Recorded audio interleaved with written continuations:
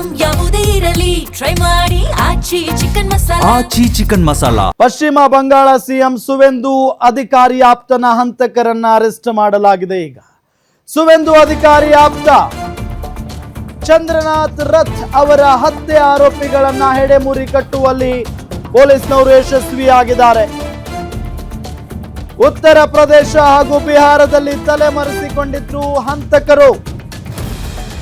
3 ಹಂತಕರನ್ನ ಬಂಧಿಸಿ ಕೋರ್ಟ್ಗೆ ಹಾಜರುಪಡಿಸಿದ್ದಾರೆ ಈಗ ಪೊಲೀಸರು. ಆರೋಪಿಗಳಾದ ವಿಶಾಲ್ ಶ್ರೀವಾತ್ಸವ್, ರಾಜ್ ಸಿಂಗ್, ಮಯಾಂಕ್ ಮಿಶ್ರಾ ಬಂಧಿಸಲಾಗಿದೆ. ಪಶ್ಚಿಮ ಬಂಗಾಳ, ಉತ್ತರ ಪ್ರದೇಶ ಮತ್ತು ಬಿಹಾರ ಪೊಲೀಸರು ಜಂಟಿ ಕಾರ್ಯಾಚರಣೆಯನ್ನ ನಡೆಸಿದ್ದಾರೆ.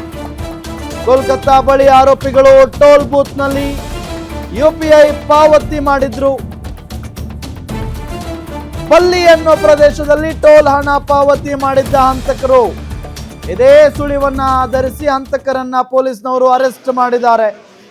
ಕಳೆದ ಬುಧವಾರ ರಾತ್ರಿ 10 ಗಂಟೆ ಸುಮಾರಿಗೆ ರಥ್ ಅವರ ಹತ್ಯೆ ನಡೆದಿತ್ತು.